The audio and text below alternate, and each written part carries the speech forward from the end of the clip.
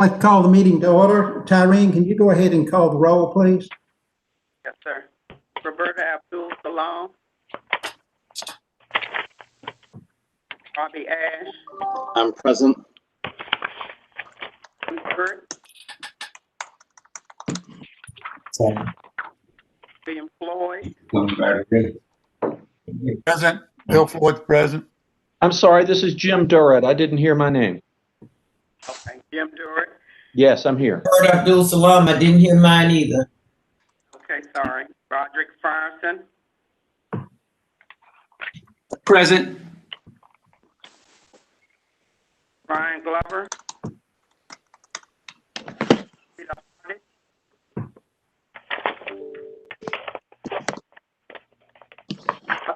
Murray.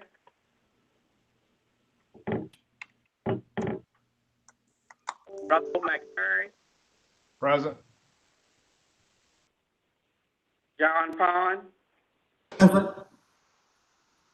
Katie Powers. Rita Scott. Present. Reginald Snyder. Present. Christopher Tomlinson. Present. Thomas Worthy. Present. This is Frida Hardage. I did not hear my name called. I have you listed as present, Ms. Hardy. Thank you. Tyreen, did you call Stacy Blakely? I thought I did, but Stacy Blakely. Present. Thank you. Thank you. Okay, thank you. First order of business will be the minutes. I'd like to have a motion of second to approve the minutes. So approved. Bobby Ash, I second. So approved, Rod Frierson. Okay, we have Robbie was a second. I missed the first, but that was Frida. Rod Frierson was the first. Okay. Okay, I would call first of all, are there any abstentions? Are there any no votes? Then the minutes are approved unanimously. The next item on the agenda is a report, resolution for the award of a contract in procurement, and that'll be led by Marcia Bomar. Good morning, everybody, and thank you very much for this opportunity to come before you today. We're very excited to bring this resolution to the board. It is for the contract for design services for the Capitol Avenue Summerhill BRT, contract AE 46406. Next slide. Next slide, please. Thank you. So just a quick summary of background. As you recall, the board did approve a prioritized MARTA Atlanta projects sequencing plan. MARTA also successfully competed for a Tiger grant to support the actual implementation of the BRT, the construction of the BRT system. The board schedule aligns with the FTA grant, which requires that we be operational by September 30th of 2024. And the funds to support this project beyond the Tiger grant will come from the MARTA Atlanta pool of funds. Next slide, please. A quick summary of the process that we followed. The planning department did the early planning activities and took the project through 30%, which included the environmental clearance, which occurred in May of 2020. We subsequently issued a request for expressions of interest and held a virtual conference for participants to learn more about the procurement process. We encouraged at that time that the participants confer with each other and build really strong teams to come to us with proposals. Subsequently, we received 4 good proposals that were received by the deadline. They were reviewed by CPM and all were deemed responsive. The SEC members, the Source Evaluation Committee members, each received copies of the 4 proposals, independently reviewed them, and scored the proposals against the criteria that were published in the procurement documents. The scores were submitted to the contract specialist who summarized them prior to the SEC meeting. At that time, they reviewed the scores, discussed the proposals, and determined that there was a clear break. The top 2 teams clearly were better suited for the project than the other 2 teams, and so they shortlisted the top 2. And then the first week in January conducted interviews with those teams. At the completion of the interviews, they are offered the opportunity to update their scoring if they learn anything new that makes them want to increase or decrease the score during that interview process.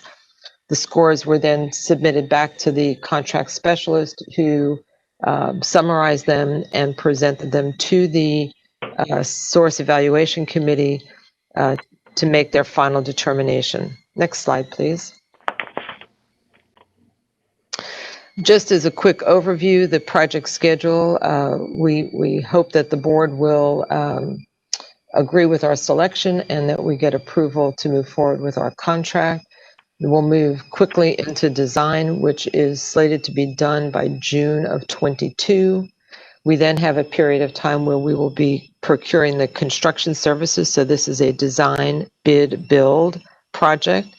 We'll then go into construction and comply with the schedule that was submitted to FTA, which is to have the system operational by September 30th of 2024. Next slide, please. After the process that I described earlier, the Source Evaluation Committee is recommending that Kimley Horn be awarded the contract. The terms in the procurement documents specify that this is a 3-year agreement with up to 2 one-year options.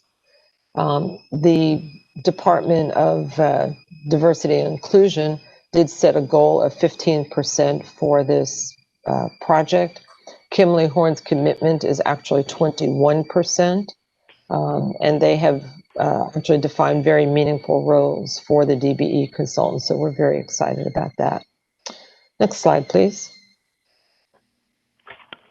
And with that, I would like to request that the board approve, that you approve the recommendation of the committee for the selection of Kimley Horn for contract AE 46406. And thank you very much for giving me the opportunity to present this to the committee. I will move approval. And this is This is Jim. Robbie Ash. I will either move or second, depending on where I fall in the sequence. Okay, we have a motion on the floor. Now it's time for discussion. Are there any questions? Yes, Mr. Pond, this is Roberta. Go ahead. Marcia, can you very briefly give the names of the other 2 members of the team, the other team? Oh, the team that was not selected? Yes, ma'am. I should have that on the tip of my tongue. If you'll give me 1 second, I will pull it up. I won't hold up the meeting. You can Okay. check with me or just message me. What do they say? Okay. Chat, message me. I'd like to know. Yes, ma'am. Just all 3 other teams. That would be wonderful. Thank you. Yes, ma'am. Thank you. Thank you, Mr. Pond. Mr. Chair, I have a couple of questions. This is Chris Tomlinson. Sure, Chris. Hey, Marcia.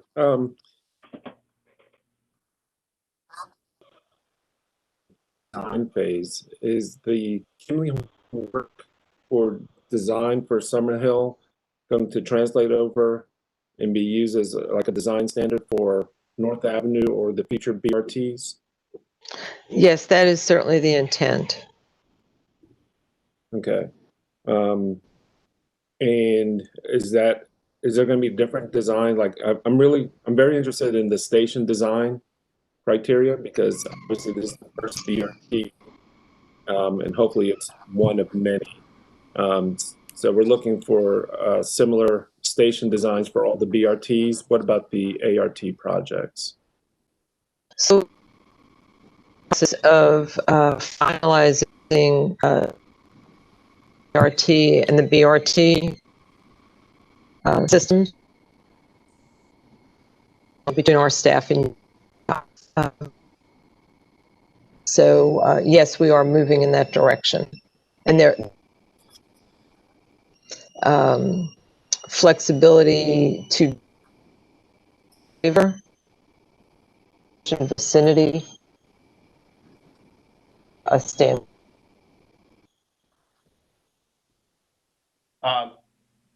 Mr. Pond, I'm not sure everybody heard that. I'm sitting here and we got a lot of chop. So I would like to ask the question that Chris, did you hear everything that Marshall replied? It was a little bit choppy. Yeah, Right. re-summarize. Great. But in terms of standards, I think she was saying that planning is in the process of finalizing both standards for the BRT designs, which will include those stations as well as ART. Those being transitioned to operation within the next week or so for comment, and then we'll be finalizing. So I think for your question, those would be, we need to sit down with you and then go through those standards, and maybe even before we finalize, get your comments so we can incorporate your comments into the standard finalization. That'd be great. Obviously, I know you guys have been focused on this, and I, for one, think Kimley Horn's a great firm for this work. So definitely look forward to collaborating, because I think you guys are going to really end up setting the standard for the whole region on this. So we welcome collaboration. Are there any other questions? Yeah. Yes, Mr. Chairman? Chair, I have a question. All right, Well, I have a Ms. Clark, comment. go ahead. The information that Ms. Abdul Salam asked for, I would ask Marcia to send it to each of us. Yes, thank you very much. I just put the list of names in the chat box. They are Kimley Horn, CDM Smith, KCI Technologies, and Parsons. Those were the 4 teams. Thank you. Thank you very much. Mr. Pond, if I may, a follow-up to that. Yes, go ahead.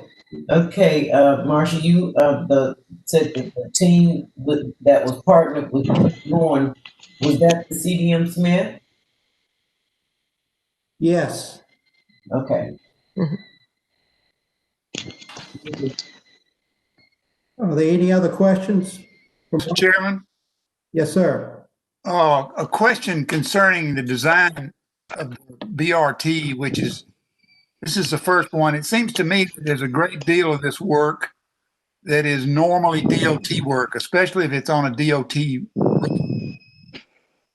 I'm wondering if there's a way to differentiate somehow the cost associated with that, and how our design standards will fit in with DOT standards. And I guess the long range question I've got is, if we can keep this separate somehow, it seems to me there may be a way that we get state DOT funds involved in the preparation of this road bid somehow at some point to assist in the development of these as we go along. So I'm asking the question, is that out of the question, or is that something that could be done? Well, we have Russell on the call. I would assume he could answer that. Oh.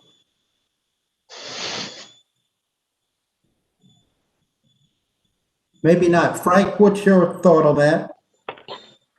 Of course, I think the standards have to, in fact, as we go through the planning process, we have to acknowledge that once we get in DOT right away, there are certain standards that we have to follow, as well as the city of Atlanta, as well as any other jurisdiction that we're basically beginning to operate on.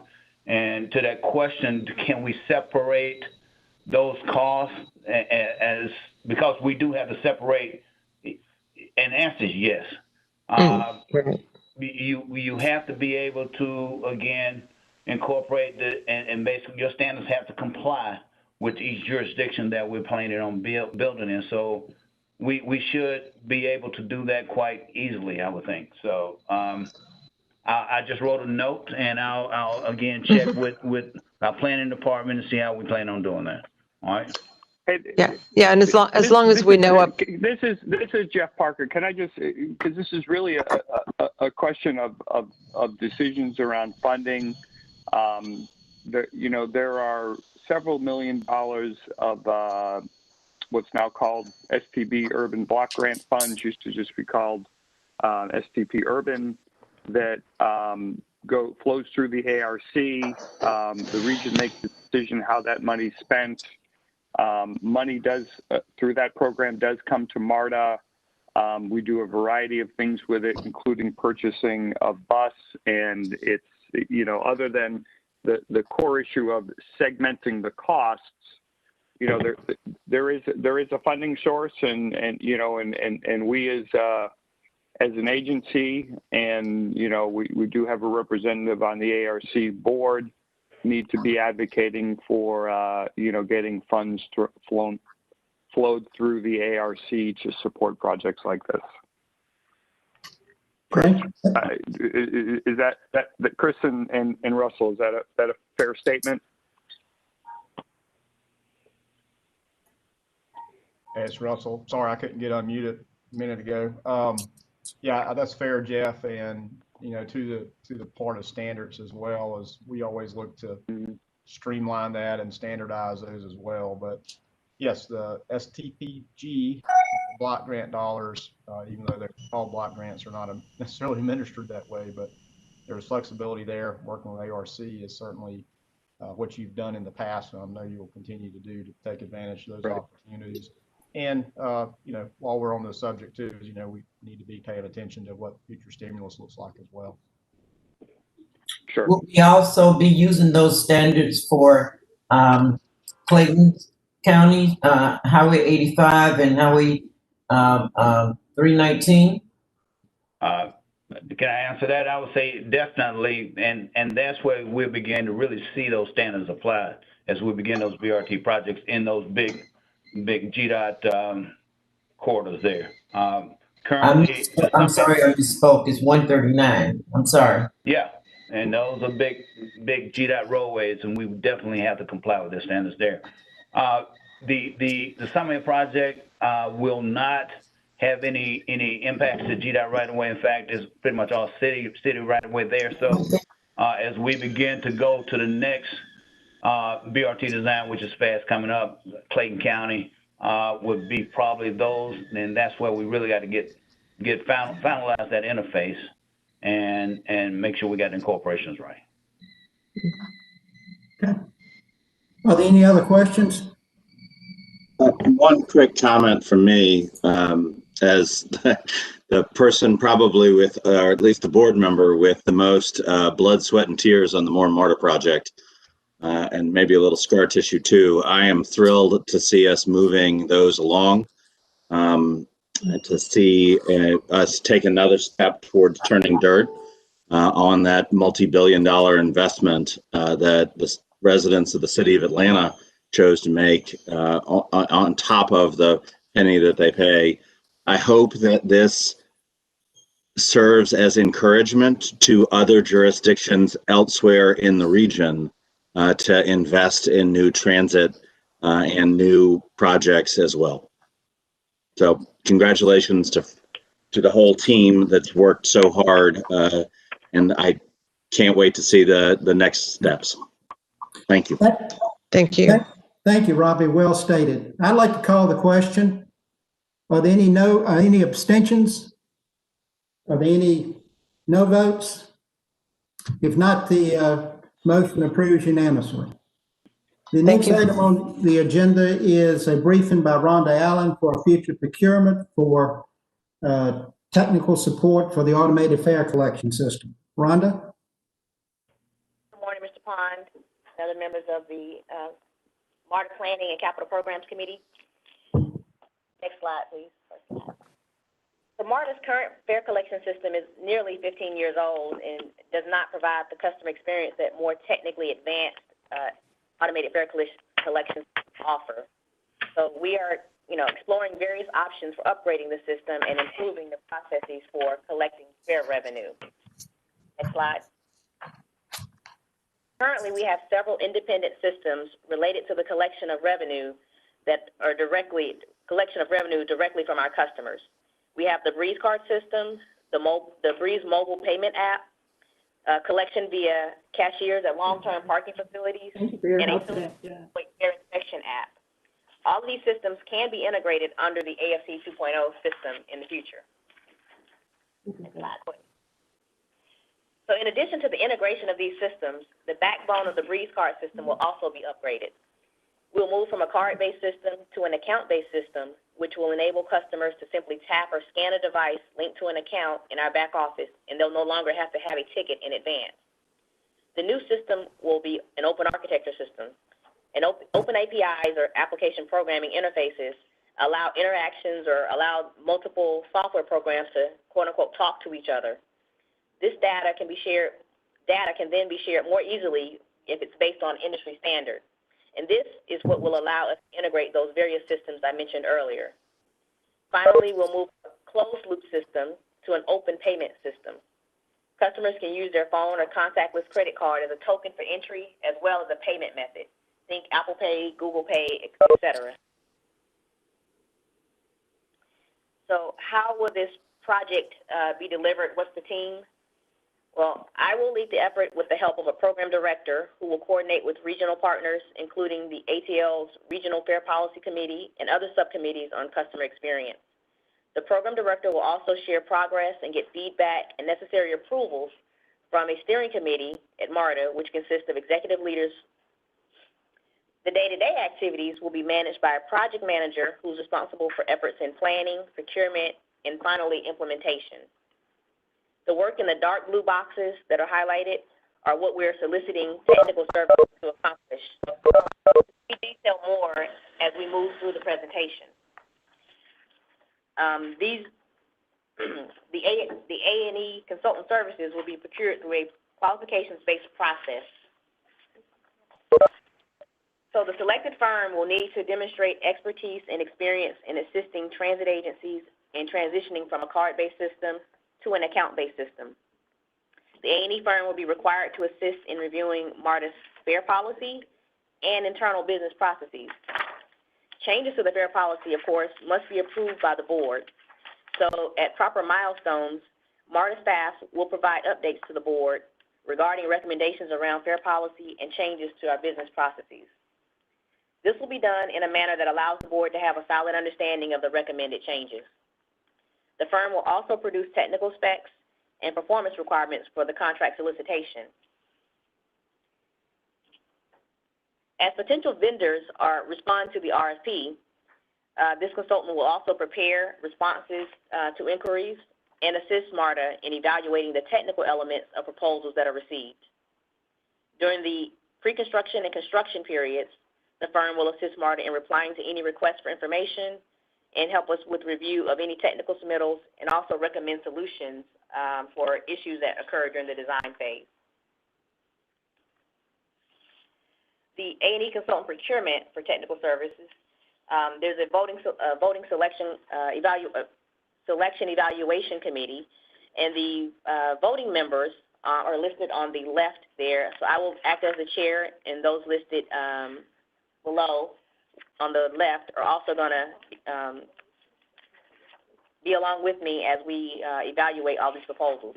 We'll also have non-voting members, those from contracts and procurement, law, and diversity and inclusion, along with other non-voting members who are more technical in nature to help us to evaluate all of the proposals. The criteria for weighting and the weighting for the evaluation is really weighed heavily on the key personnel and their commitment to the project. This contract will be for up to 7 years, so we want to make sure that the team we select has the experience as well as the talent to get us to the finish line.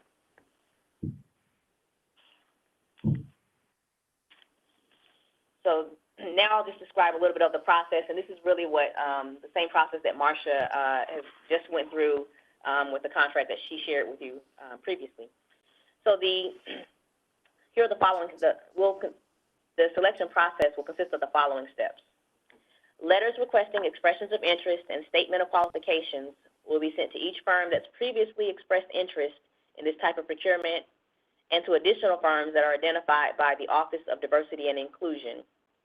A notice of the pending solicitation will be placed in a local newspaper, on the MARTA website, appropriate trade publications, and other web-based resource sites.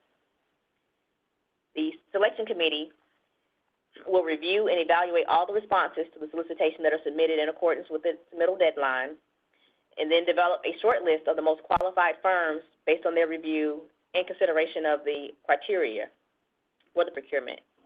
The selection committee will interview and conduct discussions with each firm on the short list to evaluate their qualifications to perform the anticipated scope of work.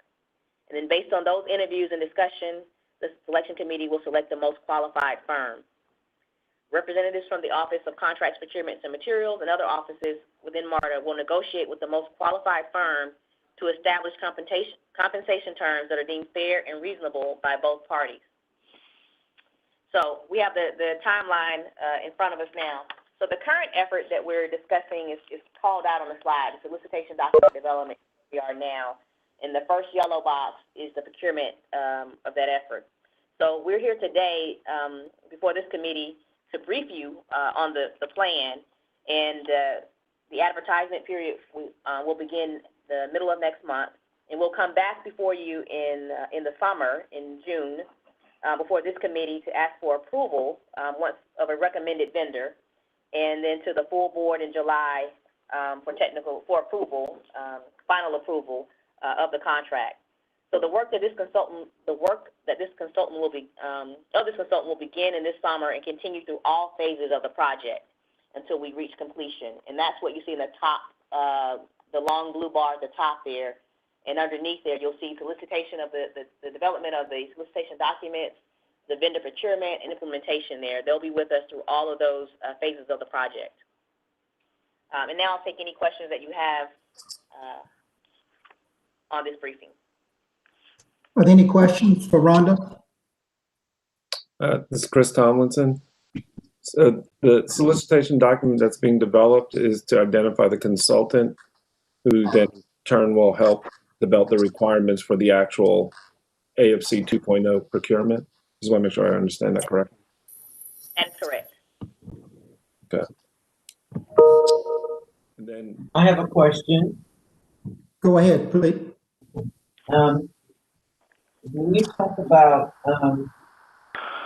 expression of interest, is there a particular format that has to be in, or can they just write a email or?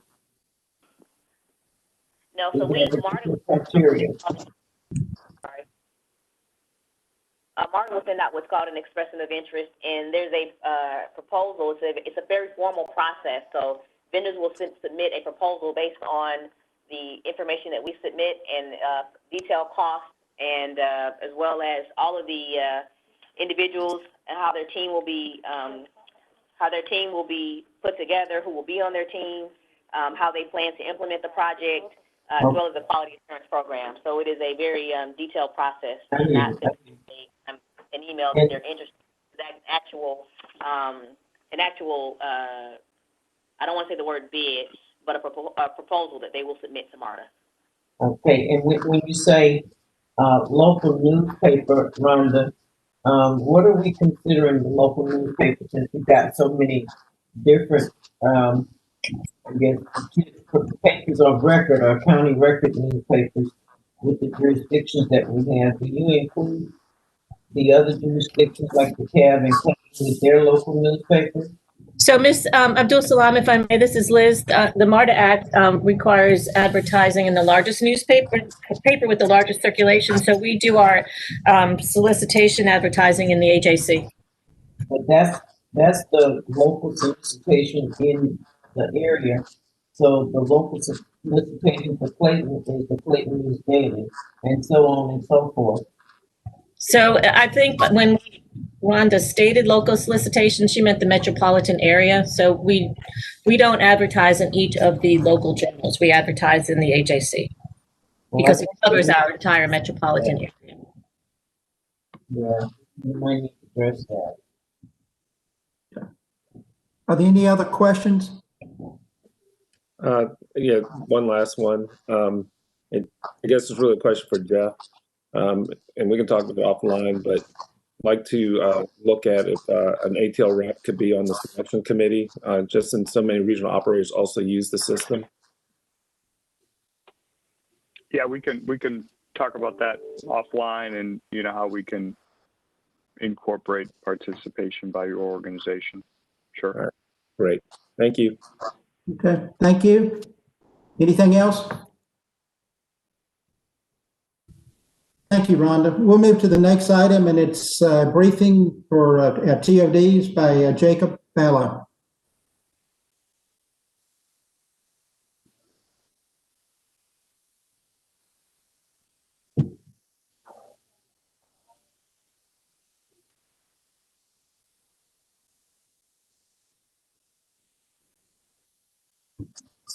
Jacob, if you're speaking, you're muted.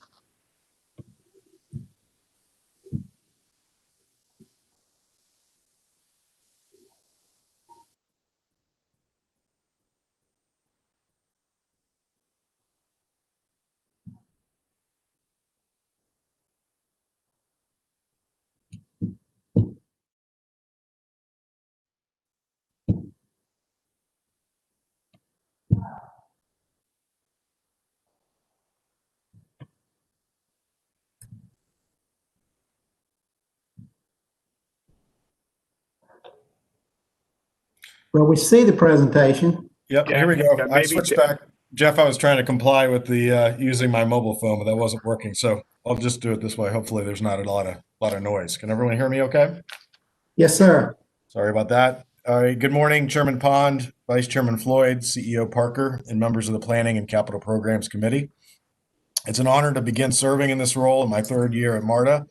Be here with you today to present a briefing to the committee on transit-oriented development.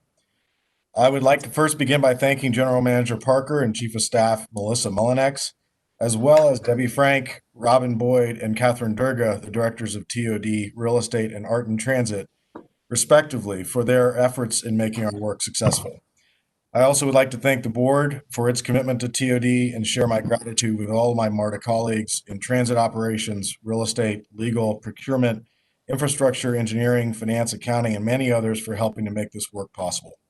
Today, I'll share with you the mission, purpose, strategic direction, and operations of the office to set a backdrop for my colleague, Debbie Frank, to discuss the project-specific updates. Next slide, please. Consistent with MARTA's mission to advocate and provide safe, multimodal transit services that advance prosperity, connectivity, and equity for a more livable region, so does our work in TOD. Lines and dots is how our GM Parker refers to the interconnectedness of our transit network, lines, and the station nodes, the dots. It is through the Office of TOD and Real Estate in which we focus our efforts on the community development at our nodes, or our dots. We use the graphic you see here as our compass for the work that we do to foster economic development and social impact. Our work is focused on adding those elements that will bring joy to our patrons and communities. They include affordable housing, food, healthcare, education, wellness, arts and entertainment, and jobs and economic development. Next slide, please. We take a very simple approach to social impact. It's people first, not buildings. How can we offer opportunities where rent can be more affordable and connected to transit? How can we bring fresh and affordable food to our stations and patrons and to minimize monthly expenses? This is how we view our work. Next slide, please. We also focus on how we can bring job and entrepreneurship opportunities to the communities in which we serve to enhance people's incomes and provide for wealth creation. We also focus on economic development for the jurisdictions we serve while providing an opportunity for MARTA to diversify its income stream through TOD revenue. Next slide, please. We're blessed at MARTA with one of the largest portfolios of land and air rights in the region. and it is only going to grow with the MARTA 2040 expansion. Below are a few benefits of TOD at MARTA. TOD represents a compelling revenue growth opportunity as the cost of producing long-term recurring ground lease revenue streams are low. The long-term recurring ground lease revenue helps diversify MARTA's revenue streams. We have moved into the evolution of TOD at MARTA, where the private sector can participate in funding and constructing station improvements, helping the capital program delivery and enhancing the customer experience. Through adding TOD to transit funding and finance proposals, projects we're hopeful will have the benefit of have added revenue as well as social impact from affordable housing and economic development at and around the station areas, and hopefully making our transit projects even more attractive to grant makers and other funders. Next slide, please.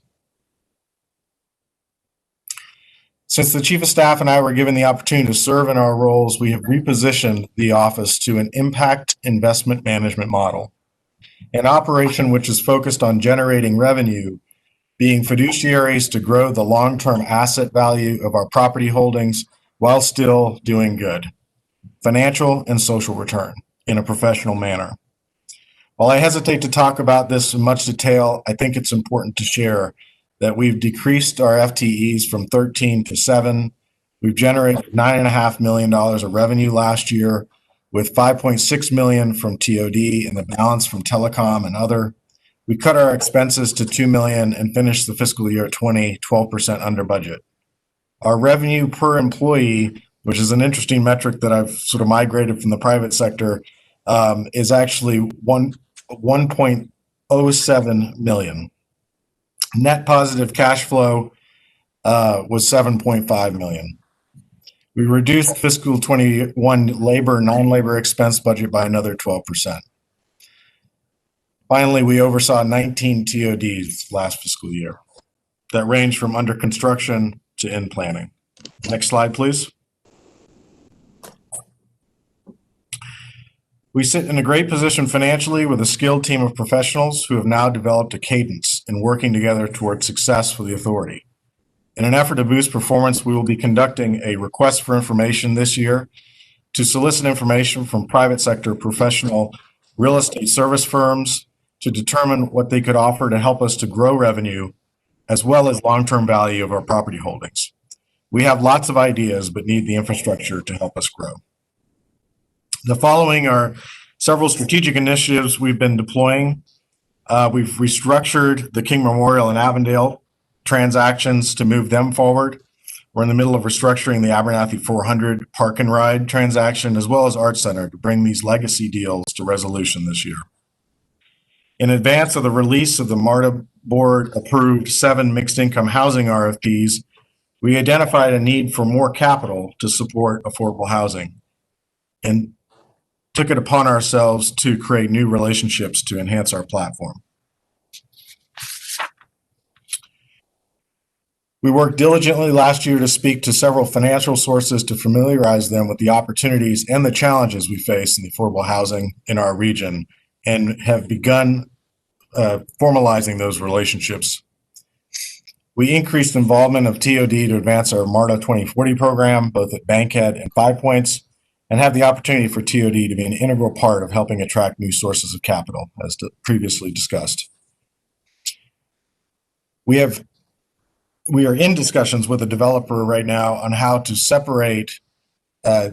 create a separate DBE fund, which could invest alongside the developer and provide those DBEs who provide services and receive fees on particular projects, also with the opportunity to grow their wealth and through this fund opportunity. We are in uncharted territory here and are appreciative of the developer's willingness to go on this important journey with us to further reinforce our equitable TOD principles. This year will mark the 7th season of Fresh MARTA Market, and we're expanding our hours as well as locations beyond the city of Atlanta. We are also in discussions with Jasmine Crow and her team at Gooder to add food giveaways at our stations. With respect to economic development opportunities, last year we mutually terminated our vending contract, but this provided a pretty interesting opportunity for other entrepreneurs to get involved that were more locally based. We've recently been working with DeKalb County's Human Services Department on the Youth Water and WorkSource on the Youth Water Project to provide retail space for young entrepreneurs on a pilot program in certain DeKalb stations. Finally, we pivoted significantly in 2019 to focus on affordable housing. Most of the activity in the TOD group today is focused on this particular use.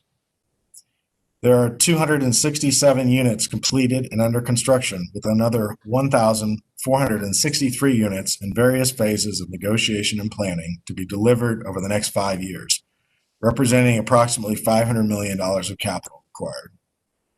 In the short term, we supported recently the $100 million TOD Affordable Housing Preservation Fund, sponsored by Morgan Stanley's Community Finance Group, as well as the National Equity Fund.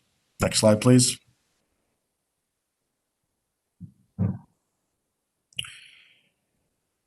The NEF Morgan Stanley Fund's mission was to minimize displacement of residents who live in multifamily properties in jurisdictions we serve. We began a discussion with Morgan Stanley last year. As I mentioned, we reached out to several financing sources to understand how they could help and how we could become an advocate for affordable housing in this region. We supported this effort. There is no MARTA money invested in this fund.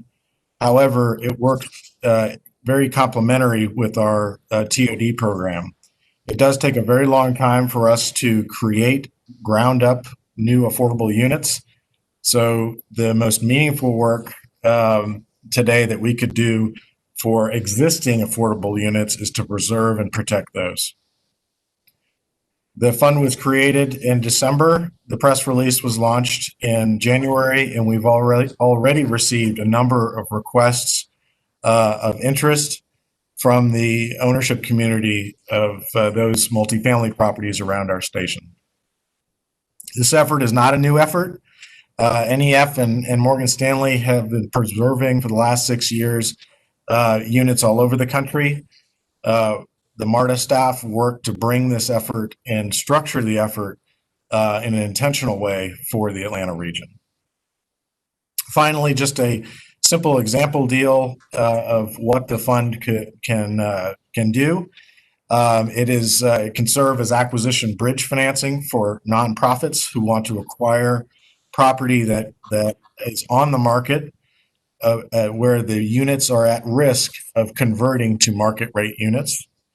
And this is a typical transaction that Morgan Stanley and the National Equity Fund has done with various nonprofits, including Mercy Housing, all over the country. Next slide, please. This concludes my portion of the briefing. I hope I was effective in providing the context for the great work we're doing, both in economic development as well as the social infrastructure space. I will now turn over the slides to Debbie Frank, Director of TOD, to share information on the specific projects we're working on. Thank you.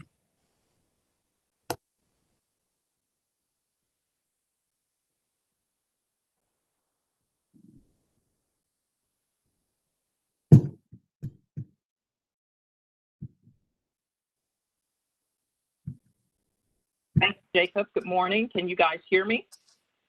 Yes. Okay. I too was trying to switch over to my phone.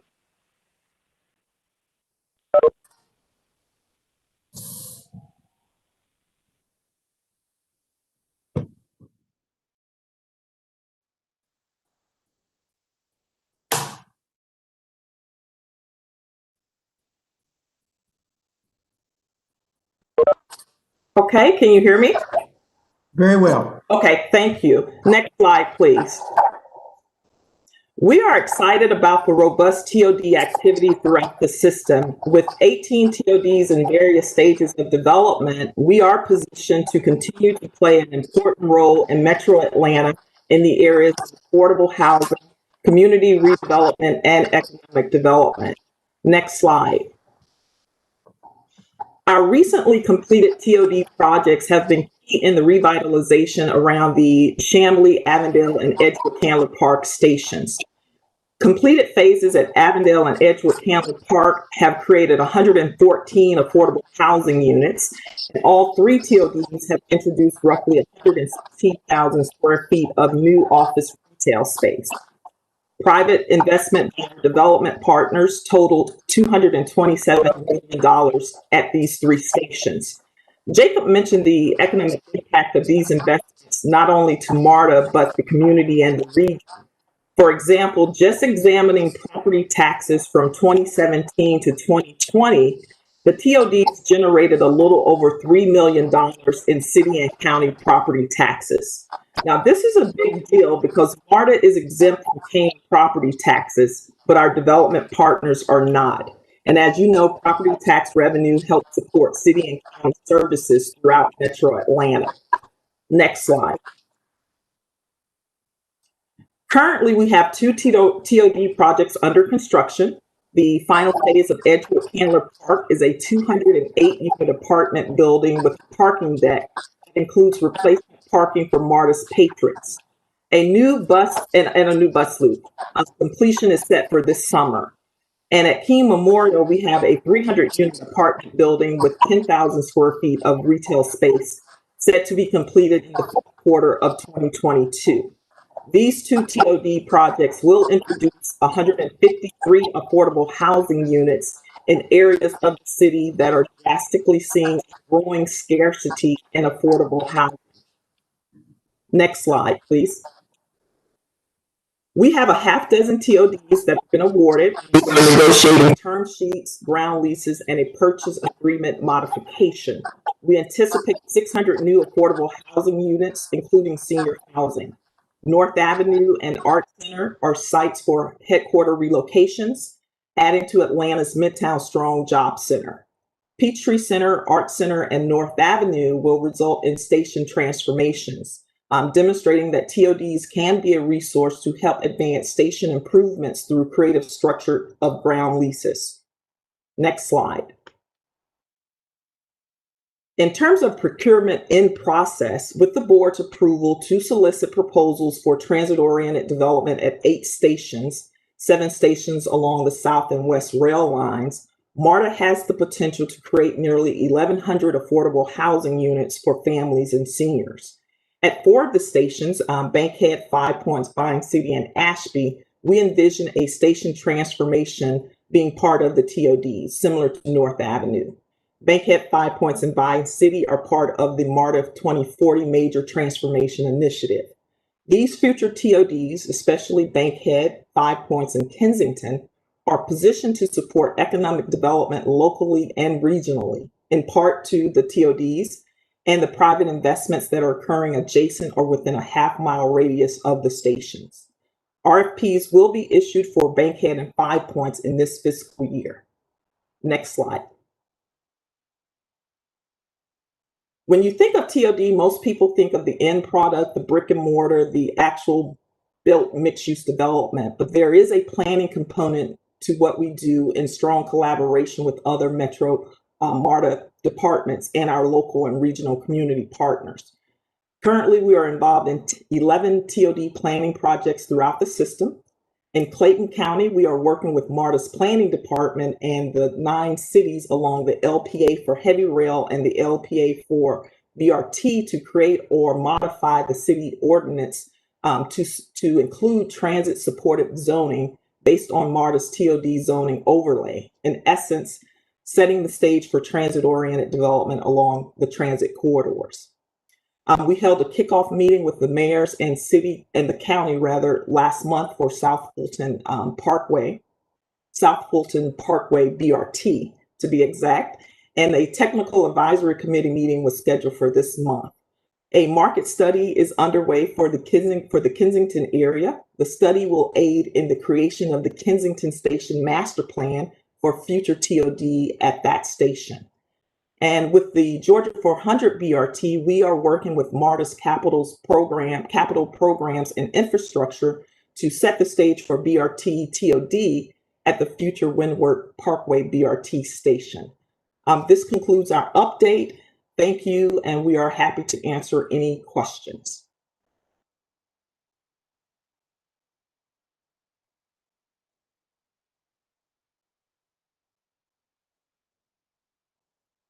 Mr. Chairman, this is Robbie Ash. Al, you're muted. Go ahead, Mr. Ash. Thank you. I just want to thank Jacob and the team for the comprehensive update, and how important it is for us to recognize that in this landlocked city of ours, the wisdom that proximity to our rail lines is in some ways our waterfront. The amount of development located within walking distance of one of our rail stations, I think, is a reminder both of our opportunity to do the social justice work that was mentioned before. But I think it's also an important reminder in seeing all that work and in seeing the development around those, that, while earlier on this committee meeting, we talked about, and, I am excited about the Summerhill BRT. But it's also worth remembering that most of the investment that's chasing our investment is chasing investment in our rail lines. And so I hope that as we go forward, both with more MARTA and with other expansion projects throughout the region, that we do not exclusively do bus investment, that we continue to look for opportunities, even knowing it's more expensive, knowing it takes longer. But, I went back and looked at some of the discussion about the original MARTA vote. And at the time, there was discussion about we shouldn't build rail lines because they're too expensive. They take too long. We should just have bus systems. Well, thank God that leaders 40 years ago, 50 years ago, rejected those and made the investment in our rail lines, because it gives us the opportunity today to be able to change the face and the physical structure of how Atlanta lives, works, and plays. So while BRT is an important tool for us going forward, I hope that this presentation is a reminder why we want to continue to invest in what is the gold standard for transit investment going forward. Okay. Now I'll hop off my soapbox and turn it back over. Thank you, Robbie. Any other questions? Yes. Brother Chair. Go ahead. I think that was Rob first. Rod first. Okay. Yeah, thank you. I want to say thank you, Jacob, and to your team. So, Debbie, for this comprehensive report. The TOD piece is, I think, it's a tremendous changer in all the communities that it impacts, and it's clearly happening, throughout the urban, corridors. But once again, I think some of the ones that are a little bit further out are being impacted also. I like what was just said in terms of there are investors who are chasing MARTA because they want to be around our TOD stations. And we see that type of activity now going on at the Indian Creek Station. And we want to continue to promote that type of attractive development around the stations. One of the things that I think we're challenged with is the fact that as these other things get built around our stations, they may not necessarily have the affordable housing piece in their development. They're there for a reason, but they're not necessary for affordable housing. And I wish there was a way in which we could encourage them to have those pieces in those development. But I think it's a huge impact for the TOD development around the transit stations, and I'm glad to see it happening more in DeKalb County. Thank you. I think Rita had a question. Yes, I have two questions. First of all, thank you so much for the presentation. It was very enlightening. I think you may have addressed this, but one of the questions I had is when you're looking at developing a TOD, are you aligning and equating affordable housing with senior housing, or are you taking into consideration the difference? And then my second question is, I noticed the South DeKalb Transit Center in DeKalb County, and of course the Stonecrest Hub. I would like to know, do we have a time frame for the South DeKalb Transit Center? Okay, I will take the first one, Jacob. Okay. So when we talk about affordable housing within our TODs, there's a 20% goal, if you will, for affordable housing for individuals earning anywhere from 60 to 80% of the area median income. And that does include, it could be senior or it could be multifamily, right? So in some cases, we have situations where our development partners are introducing solely senior housing, and in other cases, it's within that multifamily development. So it's all inclusive of affordable housing for us. We don't separate the two out, if that makes sense. Madam Chair, if I may, the actual, you spoke of the transit centers. We're looking for both of those, whether it be Stonecrest or South DeKalb, to be completed within the fiscal 23 time period. So hopefully that answers your question there. Currently, it's scheduled that Stonecrest will complete earlier, given that we don't have to actually physically purchase a right-of-way. And we've begun discussions with the Stonecrest administration there. South DeKalb will probably be a couple months later due to the acquisition phase, but both targeted to be complete within fiscal 23. Yeah, and I'll just add, thanks, Frank, for that. It's Jacob. I'll add the TOD role in the planning process was to determine if there was an opportunity to add density at one of the transit centers. So we applaud our colleagues for thinking broadly about the opportunity for the authority as well as for the community and including us in the conversation. So we have been at the table, and I think that's very important as we roll out these various the transit centers and/or BRT lines. Jacob, is Roberta. The reason why I asked also is because the South DeKalb, I know I have personally participated with the stakeholders within the stakeholders meetings and with the elected officials. And I know they were in the process of putting together a plan to acquire the acreage that's needed. And then the Stonecrest, I know where this is planned for. I was trying to see how, because the South DeKalb Transit Center has been in the planning phase so much longer, and also noticing the difference in what's planned, one being a transit center, one being a transit hub, and trying to get an idea, because I feel in the Stonecrest area, I'm not sure that this has been voted on by the city council of Stonecrest. But we can, we'll leave that for another day. I just wanted to know where in the planning phase for the two of them we were. Okay, thank you. Roberta? Thank you, Madam Chair. I'm so sorry. I just wanted to know if the TOD projects are open to public-private development partners. Yes, we are. We when we do solicitations, they're open to everyone. Thank you. Are there any other questions?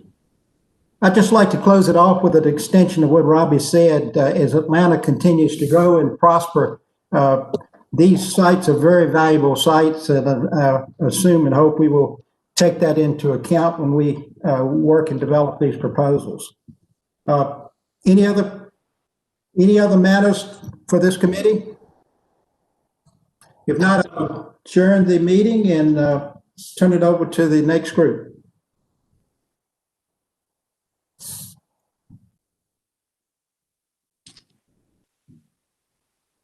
Good morning. Unless I hear any vocal need for a quick break, we'll go ahead and move into the Operations and Safety Committee. Hearing none, I will call the Operations and Safety Committee meeting to order for January 28th, 2021. First order of business is the approval of the November 19th, 2020 Operations and Safety Committee meeting minutes. Do I hear a motion? Hey, Thomas, it could be that we need to do a roll call again. Oh, yes, thank you. Ms. Huff, will you please call the roll? Yes, sir. Thank you. Roberta Abdul Salam, Present. Robbie Ash, I'm present. Stacy Blakely, Jim Durrett, Present. William Floyd, Present. Roderick Frierson, Present. Brian Glover, Frida Hardage, Present. Russell McMurray, Present. John Pond, Present. Catherine Powers, Rita Scott. Present. I believe Miss Blakely's chat in the chat said she's present, but she's having difficulty with her audio. Yeah. Thank you. Reginald Snyder, Christopher Tomlinson. Hey, I'm sorry. This is Reggie Snyder. I was muted. I'm here. Okay, thank you.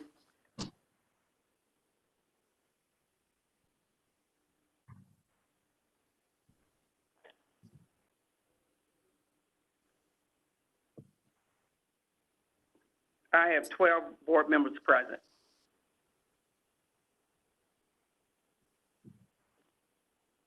Thank you, Ms. Huff. Now we'll move on to the agenda. The first item being the approval of the November 19th, 2020 Operations and Safety Committee meeting minutes that you have been provided. Do I hear a motion to approve?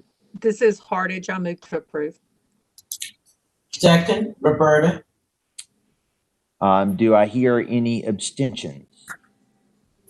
Do I hear any no votes? Okay, the minutes have been approved. Next, we'll turn it over to Mr. Sean Thomas for resolution authorizing a modification and contractual authorization for facility-wide janitorial services, IFB B37014. Mr. Thomas. Good morning, Chairman Worthy, Mr. Parker, Mr. Greenwood, Operations and Safety Committee members, and Executive Management Team members. First, I'd like to welcome aboard the new members to this committee as well as to the board and take this opportunity to thank you for your time, your service, and your consideration during this presentation. If I may, I would like to bring your attention to agenda item number 2, which is the resolution authorizing a modification to contract IFB 37014, and this is for authority-wide janitorial services. Next slide. The objective of this agenda item is to extend the current service contract while the replacement solicitation moves through the procurement process. And what I'm going to do today is I'm going to give an overview of the existing contract, and that overview will include the details of the modification request. And then I'm going to provide the cost drivers behind the need to have the modification request. And then I'll provide an overview of the replacement solicitation. Next slide. So first, with the existing contract, this is with A-Action Janitorial Services. This vendor is a certified DBE. They self-perform the task. So this actually equates, while there was a goal of 30% initially established, this actually equates to 100% participation. And I think the original service date that the contract began was September 1st, 2016. And the terms were a 2-year base with 3 one-year options. And the original award amount was $2,173,328.50. thus far, we've expended about 93% of that award amount, and we estimate that the funds and time will be exhausted on February 28th. Next slide. So the cost drivers behind this this modification request were changes to the locations and frequencies of the service provided under the contract. And one of the key locations was at the IOC building on a picture above. That's IOC for our Integrated Operations Center. It's one of our newer facilities. It's highly technical.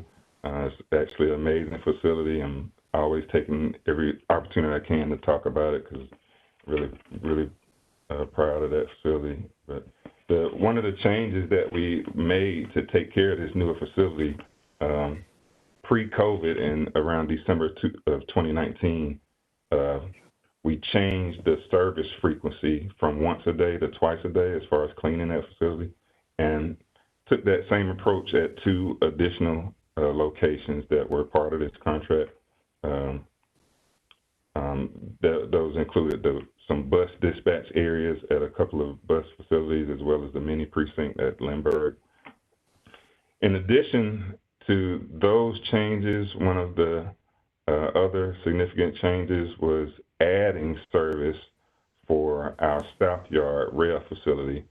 And there are a couple of buildings there, our administration building, as well as the vehicle maintenance facility, and the adjoining yard tower at that location. And this image to the bottom shows some minor refurbishments that we recently completed at that location in preparation for rail car rehabilitation work that was taking place there. And overall, those changes resulted in a shortfall of $193K against the contract, and it actually ended up shortening the term of the contract, which is why I'm here today. Next slide. So the replacement solicitation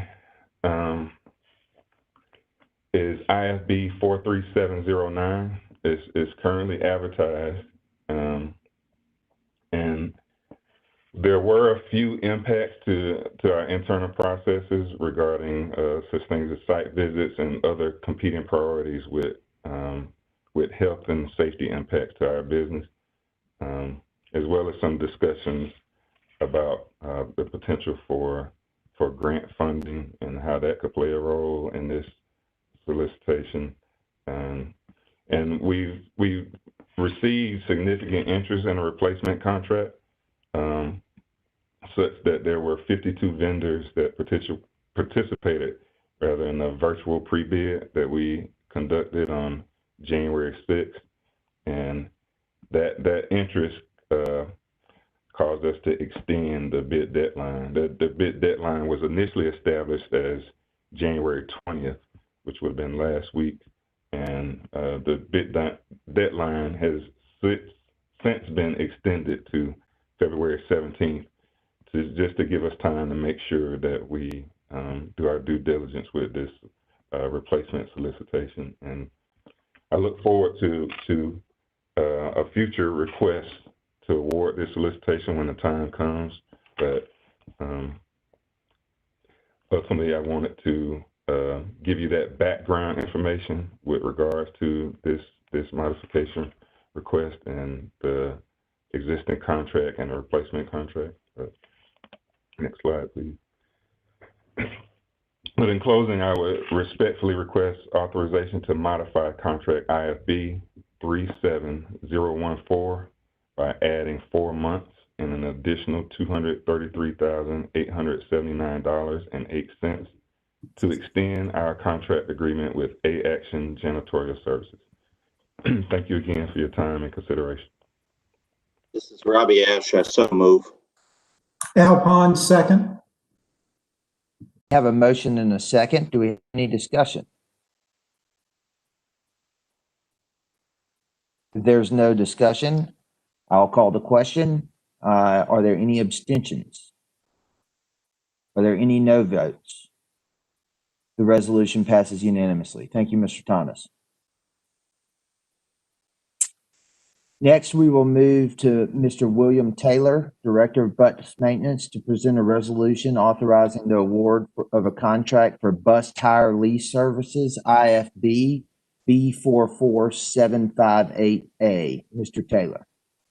Well, good morning, Mr. Worthy, Mr. Parker, Mr. Greenwood, and members of the Operations and Safety Committee. I would like to first say welcome to all the new committee members. Thank you for the opportunity to present this resolution for approval today. May I direct your attention to the agenda item number 3, requesting resolution authorizing award of a contract for procurement of bus tire lease services, IFB B44758A. The requested resolution authorizes the general manager and CEO or his delegate to enter into a contract for procurement of bus tire lease services with Goodyear Tire and Rubber Company. Next slide, please. I'll tell you what, just stay right there. The three major brands, the three major tire brands, that is Bridgestone America, Goodyear Tire and Rubber Company, and Michelin North Americas Incorporated, have leased commercial tires and services for many years. MARTA began leasing tire services in the mid-1990s. In fact, we have contracted with all three major tire brands to service our bus fleet in the past. Tire services have been utilized by transit agencies for many years now to reduce costs maintaining tires. Examples are, as you see, LA Metro, WMATA, Miami-Dade, Lextran, and Pace.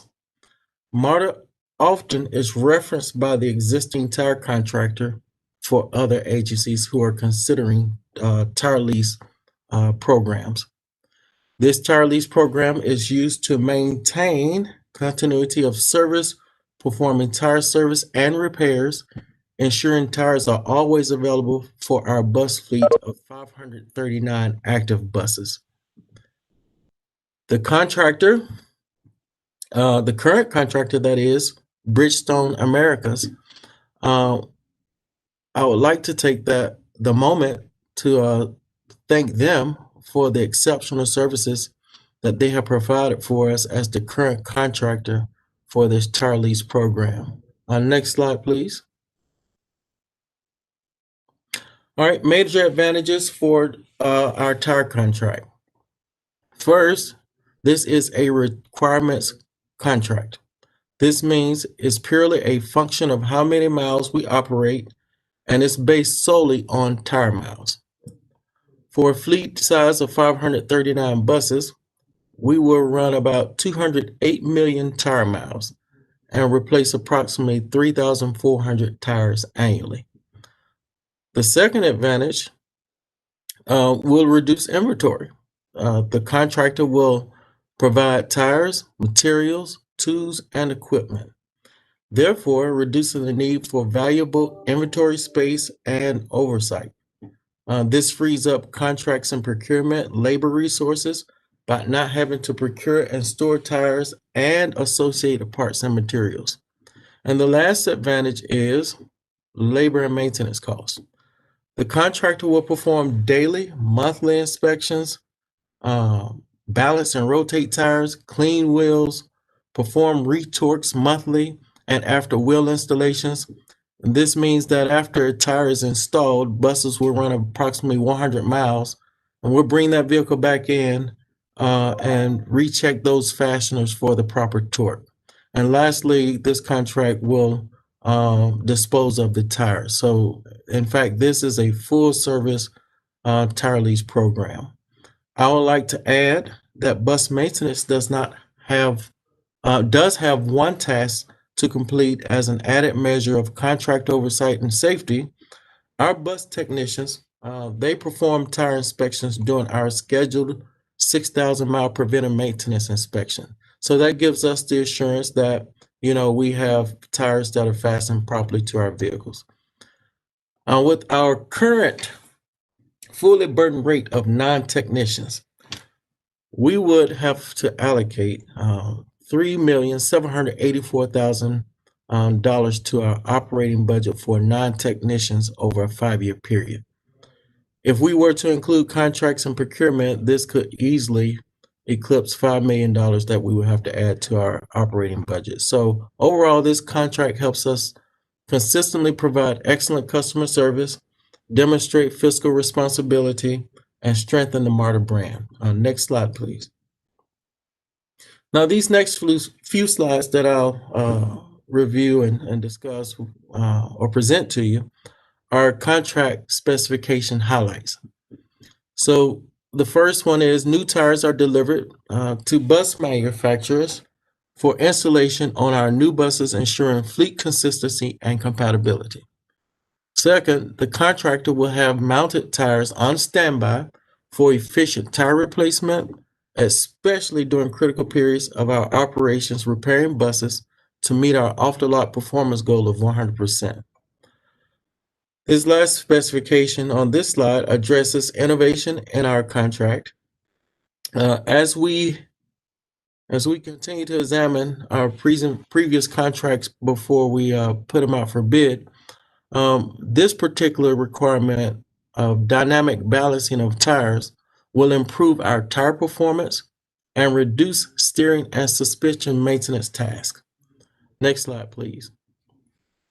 Now, this is a firm fixed unit price contract for 3 base years with 2 one-year options that will be funded 100% with local operating funds from the approved fiscal year 2021 budget, and the funds for the subsequent years will be included in subsequent budgets. Next slide. Now, notice of invitation for bids was advertised in the AJC or the Atlanta Journal-Constitution, the Georgia Procurement Registry, the Georgia Local Government Access Marketplace, and on MARTA's website. 16 firms retrieved this online solicitation and or purchased a CD. 3 bids were received. Goodyear Tire and Rubber Company submitted the lowest bid in the amounts of $9,329,985.60 and was determined to be a responsive and responsible bidder. The price was determined to be fair and reasonable based on the independent cost estimate. The contractor did achieve the 16% DBE goal. DBE goals are generally based on the availability of DBEs and the dollar value of the contract to provide services under the North America Industry Classification System codes relevant to the contract. 16% was generated by the DBE goal methodology based on factors stated. The very good news is Goodyear committed to 41% DBE participation. Next slide. For your reference, this slide has some pictures of technicians performing tire tasks. This is no easy task without proper tools and equipment, being that a mounted tire on a wheel weighs about 200 pounds each. So just thought I'd share that with you for your information. At this time, the authority staff recommends award, and I am requesting that the committee recommend to the full MARTA board this resolution authorizing the contract for procurement of bus tire lease services, IFB B44758A, in the amount of $9,329,985.60. Next slide, please. Thank you so much, everyone. Mr. Worthy, I respectfully return the matter to you and the committee for consideration. Thank you so much, Mr. Taylor. That was informative presentation. Do I hear a motion to accept this resolution? This is Ash. I move acceptance. Do I hear a second? Rod Frierson, second. Thank you, Mr. Frierson. Any discussion? Any questions? Mr. Chairman, I have a question for Mr. Taylor, if I may.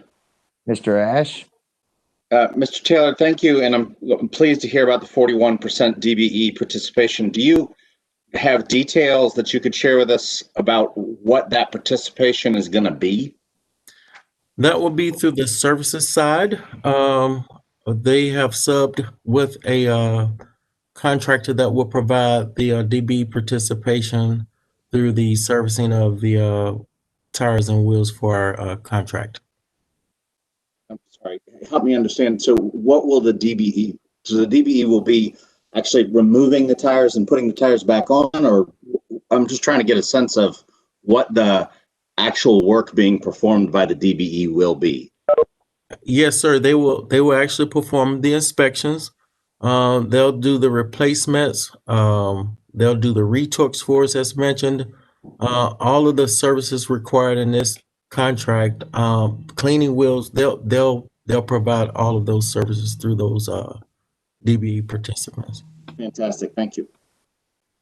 Mr. Frierson? Yes, Mr. Chair. Mr. Taylor, I got a question. To this contract, was your organization handling all the tires, the storage, as well as the replacement and all those functions? You were handling all of that prior to this? Well, prior to us starting to lease tires back in the mid-90s, yes. And this is a reoccurring contract. This is a replacement contract. So, but absolutely, we had 2 or 3 techs assigned to each facility to maintain tires, store them. We're responsible for purchasing all the materials and equipment to support a tire program. But once we put this in place, that burden was removed from our department. Okay, all right. Thank you. You're welcome. Any other questions for Mr. Taylor? Any further discussion? With that, I'll call the question. It has been moved and seconded. Do we have any abstentions? Do we have any no votes? Thank you, Mr. Taylor. It unanimously goes to the full board. You're welcome. Next, we will hear from Mr. George Wright, Deputy Chief of Rail Operations, to brief us on a vertical transportation update. Mr. Wright.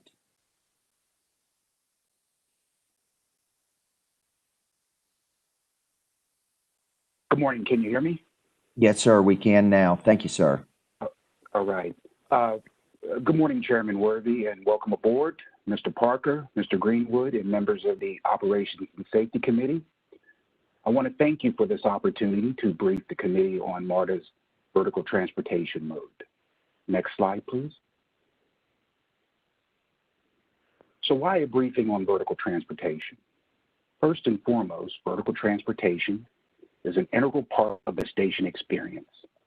With 116 elevators and 150 escalators across our system, it's a mode of conveyance that is extensively used in our stations.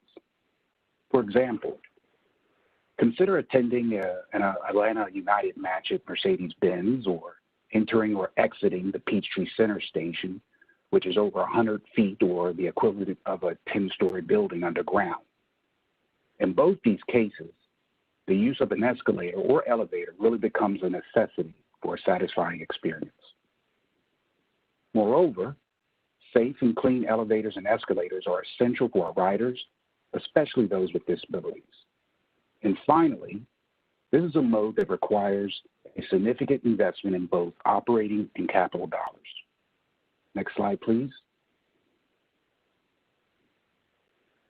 For this briefing, I will explain how the Office of Vertical Transportation delivers value.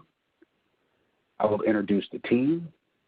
I will talk about the life cycle of the mode.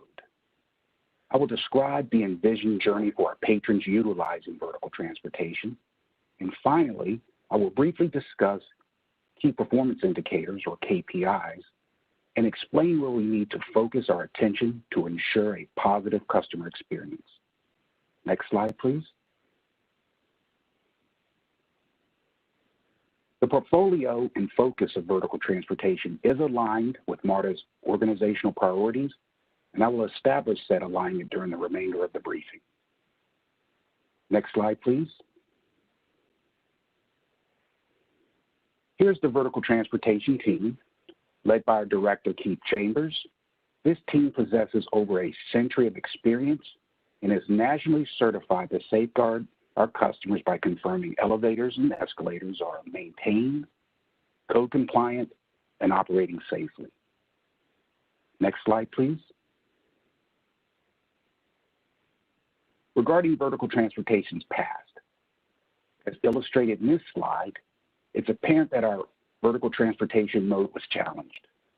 There were safety and mechanical reliability issues driven by staff inexperience, equipment age, along with a non-performing contractor. And as a result, the authority was rightly held accountable by the public. Efforts to address these issues started in 2011 and culminated with the creation of the Vertical Transportation Office in 2012. Next slide, please.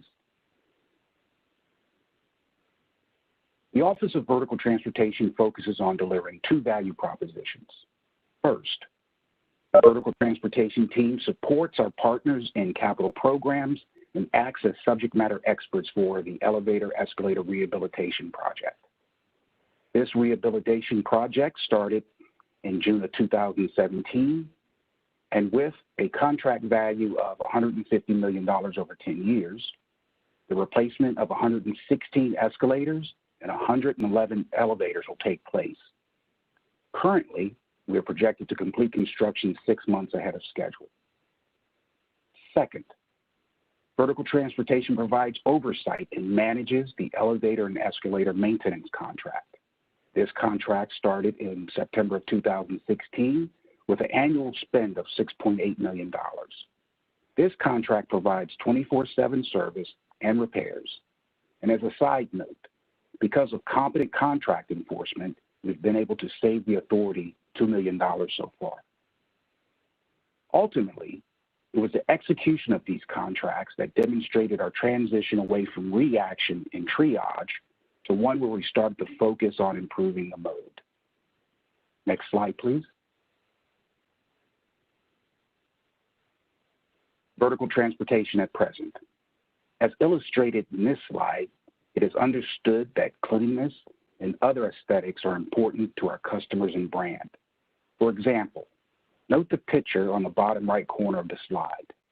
We are now cleaning escalator steps at least annually, and the difference in appearance is clear.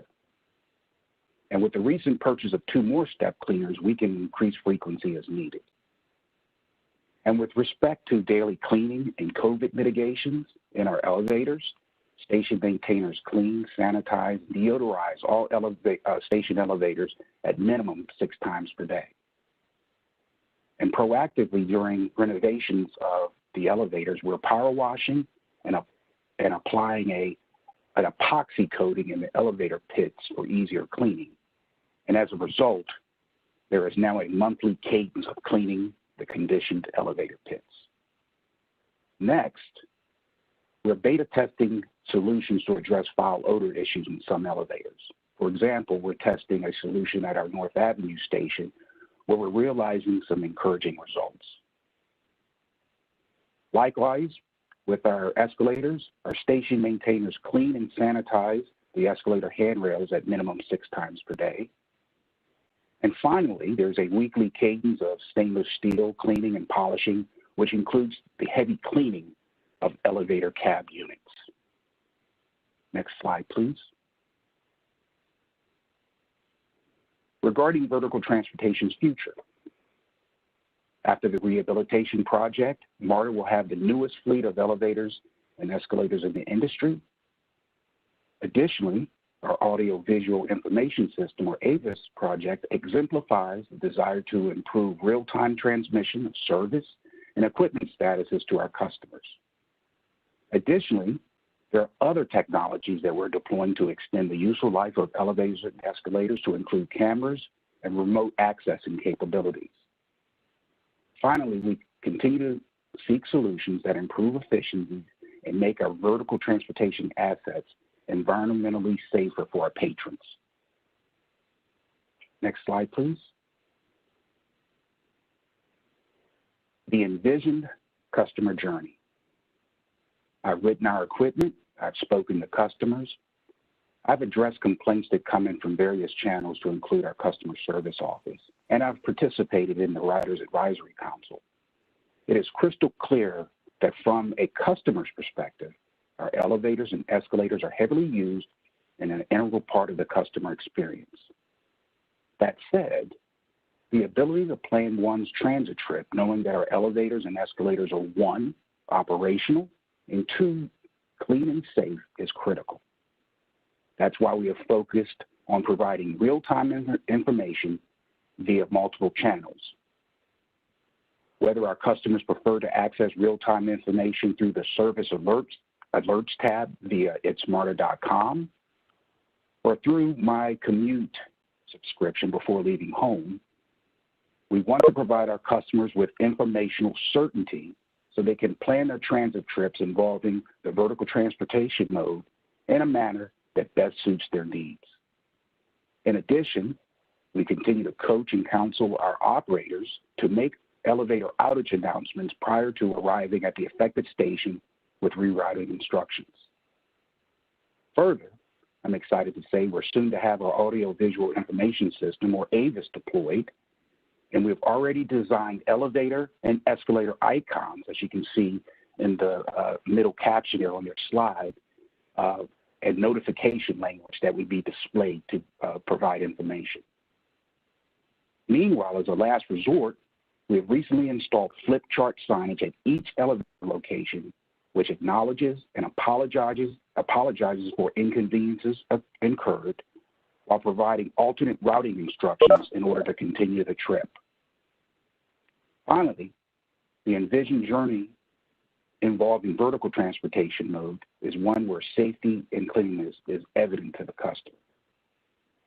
Next slide, please. For a fairly long time, we have reported system-wide elevator and escalator availability, both internally and externally, which is typical for our industry. But it falls short when our goal is to improve the customer experience. We're now focused on those KPIs that more closely link to perception and actual experience. Therefore, even if system-wide availability is good, we need to determine and address which elevator units are the dirtiest, which elevator and escalators are more failure prone, which elevator units are more chronic repeaters for entrapments. Is our contracted maintenance provider responding quickly enough to failures? How many hours of unplanned outages are we experiencing? Is there a better way to deter units from being used as restrooms? Are there better chemicals and products for cleaning the elevator cabs and pits? To summarize, we're much better, but our customers and we as staff are not satisfied. There's more we can do, and we know it. We're committed to enhancing the customer experience and being a good steward to the communities we serve. Being a good steward means that we're good listeners and acknowledge that we have challenges with response times and user experience in some of our elevators. Therefore, making noticeable changes, in other words, getting results that need to be felt by our customers, is key to instilling customer confidence and recovering the ridership lost during this pandemic. We've heard from the Mobility Accessibility Committee, the Riders Advisory Council, and the public at large, and we are in fact engaged to improve. Next slide. That said, I'd like to thank the committee for their time. Thank you, Mr. Chairman, and I defer back to you. Thank you, Mr. Wright, and thank you for that update. Do we have any questions for Mr. Wright? Thomas, I'd like to say something. Mr. Durrett. Yeah, and Robbie can back me up on this. Back in the day, we used to hear so many complaints, and we're dealing with problems with elevators and escalators all the time. And I've got to tell you that it is a pleasure that we have built the program up to where it is today. And when the head of the program is telling us that 99 point whatever percent of operational effectiveness can be improved upon, that is a great day. So my hat's off. Indeed, I agree. I am thrilled that we no longer spend nearly as much time talking about other people's bodily fluids as we used to in discussions about our stations. So thank you for keeping your department off our radar screen.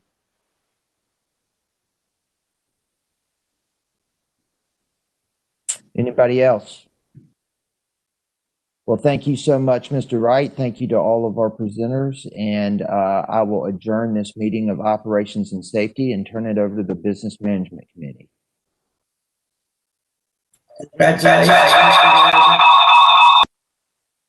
Thank you very much. I'd like to call the Business Management Committee meeting to order. Mrs. Huff, can we get a roll call?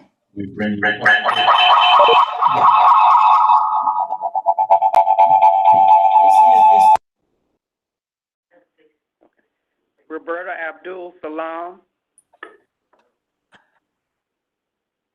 Present. Robert Ash. Here. Stacey Blakely. Jim Durrett. Here. William Floyd. Here. Roderick Frierson.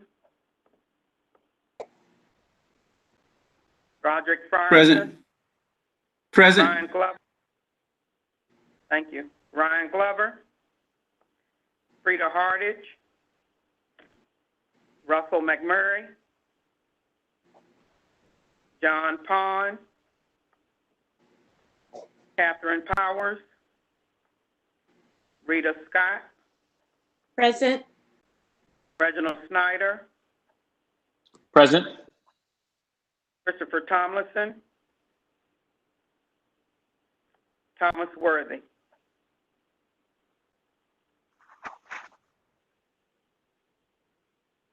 There are 7 board members present. Thank you, Ms. Huff. Appreciate it. First item on the agenda, approval of the November 19th, 2020 Business Management Committee meeting minutes.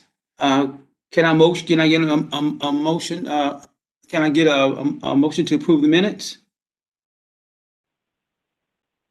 Roberta. Okay, Ms. Roberta.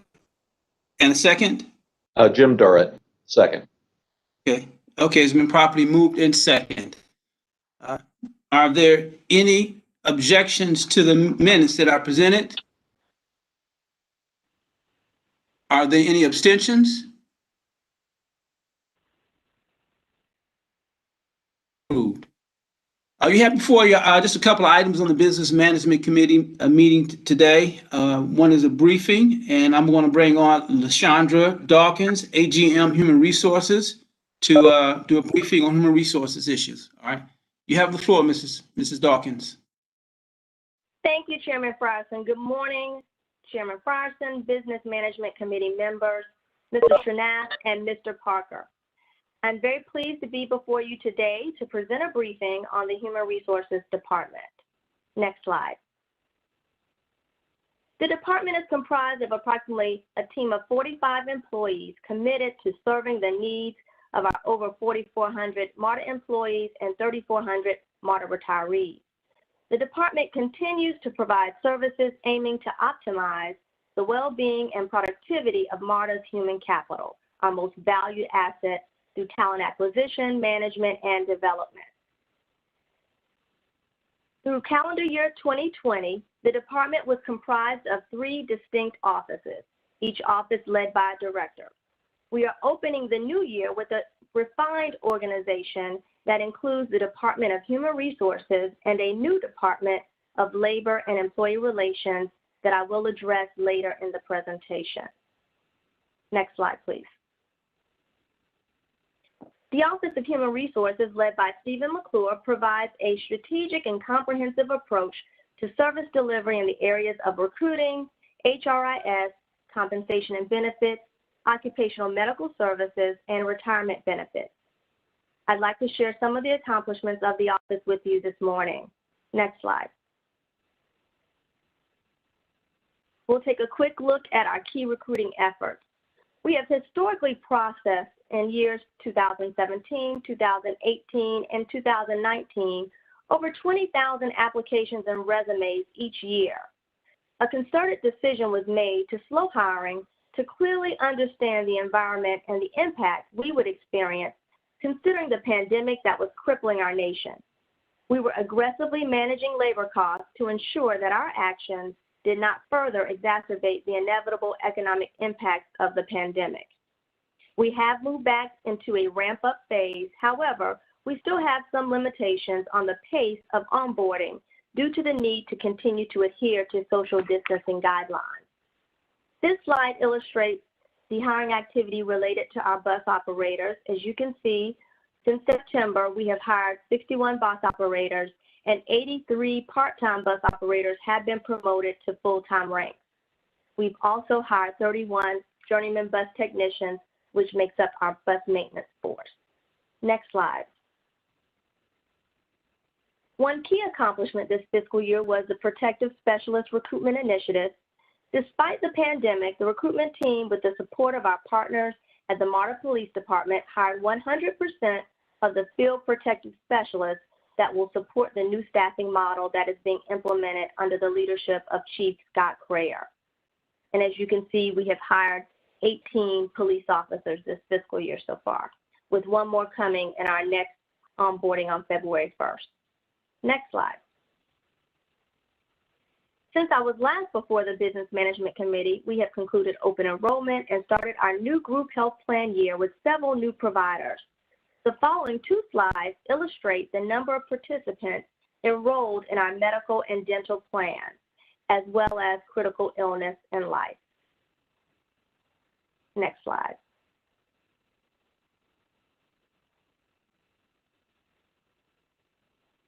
Next slide. I am pleased to report that we have successfully negotiated the contracts with the carriers, resulting in advantageous terms for MARTA. Our focus was to negotiate additional best-in-class contract terms, which included optimal terms and credits associated with claim audits, increased minimum enrollment percentages and change in enrollment percentages that may trigger a rate or fee review, and more appropriate notification periods and clear definitions. As you can see on this slide, as I mentioned to you when we were together before, we anticipated reduced administrative fees through our relationship with Anthem, reduction in stop-loss insurance costs, an increase in our wellness plan funding. We negotiated 15 performance guarantees with a total of 25% administrative fees at risk, and as you can see, a 4.5% medical trend cap valuing right under $300,000. I'm pleased to report, after looking at our actuals from July 2019 to December 2019 under our prior relationship with Cigna Medical and our current July 2020 through December 2020 actuals, we are looking at presently a reduced administrative fee for medical in the total of right over $702,000. We also anticipated reduced administrative fees up to 35% with Cigna leading our dental products, and we added additional performance guarantees with Kaiser for the vision product and an annual service level credit of $12,000. And after looking at the same period of the 6 months in July to December 2019 and July 2020 to December 20 for our dental products, we have had an actual reduced administrative fee right over $21,000. So it is performing as anticipated. Next slide. Our next office continues to have a significant impact on the authority under the leadership of Cherie Johnson. The Office of Learning and Development delivers results that develop our workforce to expand their capabilities and increase organizational effectiveness.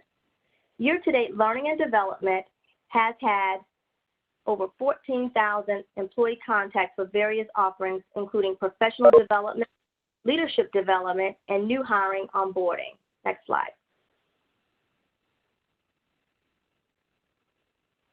Unconscious bias training was initially launched early in 2020 for management. However, in response to the social unrest the country and our region was experiencing, we felt it was important to advance our training plan to incorporate the entire workforce, which we did through a partnership with Diversity and Inclusion.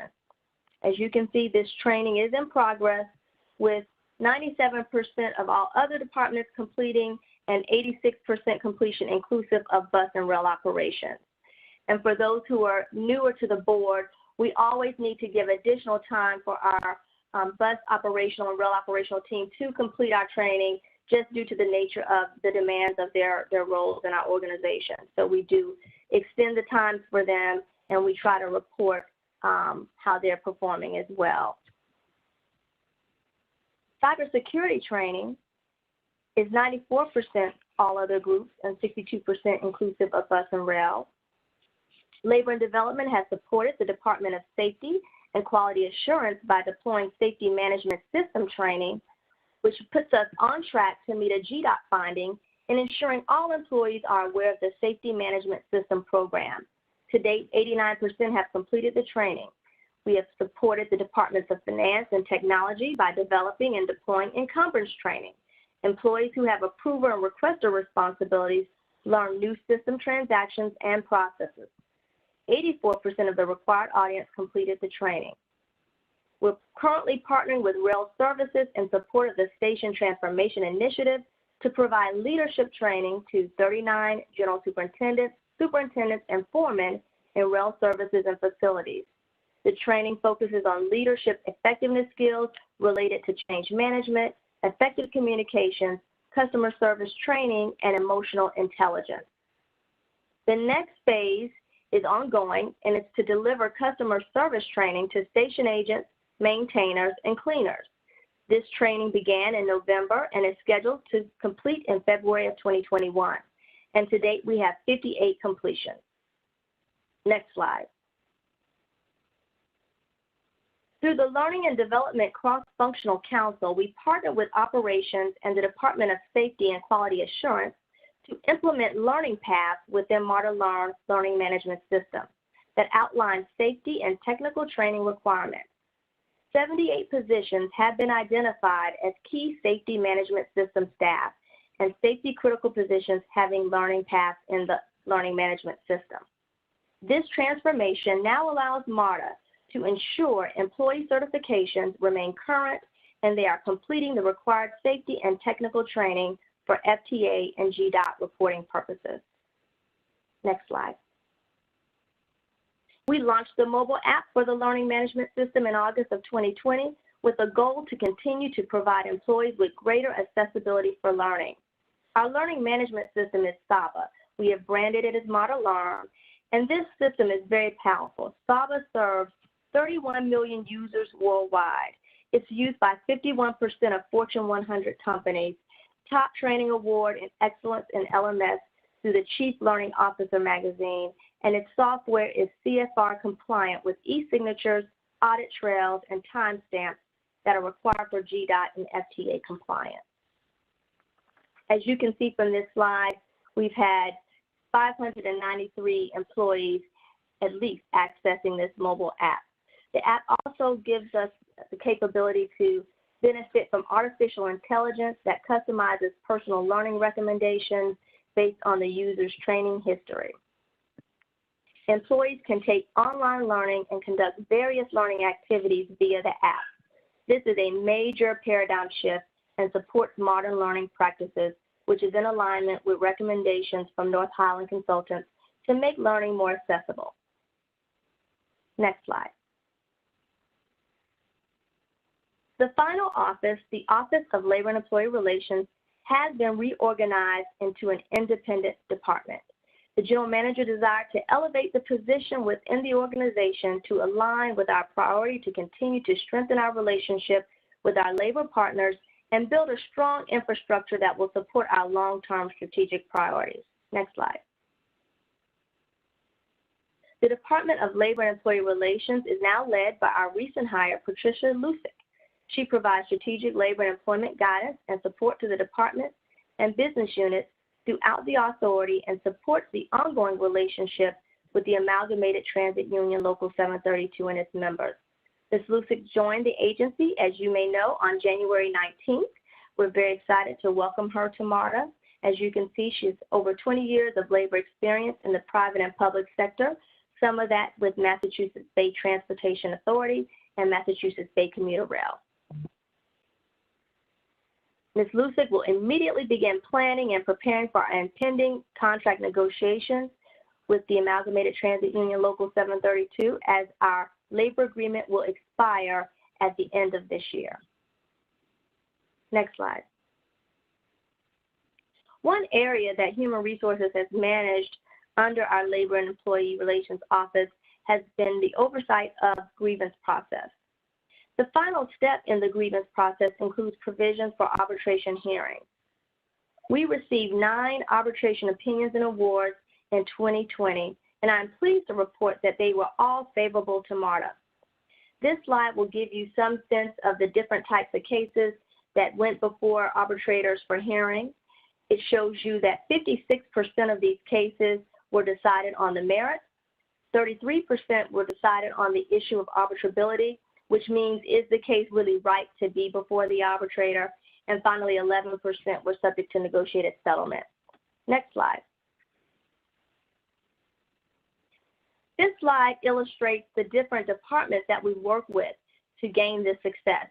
So I'd like to publicly thank our bus transportation, rail transportation, and mobility partners, because they truly were partners in the success that we had in these cases, because they did the due diligence and hard work on the front end to support their employment actions, and they partnered with us in these hearings as witnesses, giving persuasive testimony that led to our success. So again, thank you to the operations team that supported these efforts. And as you can see, the percentage of cases by job classification. Next slide. Finally, I'm pleased to report the financial impact that our success had on the bottom line. And so what we've done is we basically took a look at what the case would be worth as it relates to the relief being sought in the case. For example, in many cases, we're talking about back wages and other financial things as related to benefits.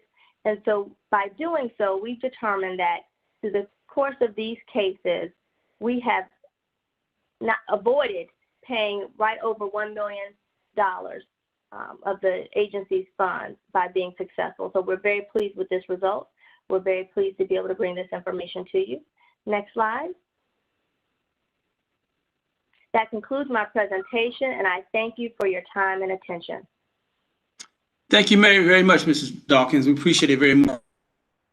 Congratulations to Patricia Lusick on behalf of the committee members or the MARTA organization. This is just a briefing. So are there any questions or any comments that the committee members may have? Okay, thank you, Mrs. Dawkins. We appreciate it very much. The next item on the agenda is other matters. You have our 2021 November financials. Those were sent to you in your packet. Please take a look at those. There are some trend charts in there on operating expenses and some other information concerning our financial performance. That's for information only. It will be presented to you at the board meeting. Are there any other questions or comments we have to bring before this committee? Okay, we're hearing none. I call this meeting to adjourn. Thank you, everyone, and look forward to seeing you at the board meetings. Thank you, everyone. Thank you. Thank you. Have a good day, everyone. Okay. Good day, Mr. Price. Thank you.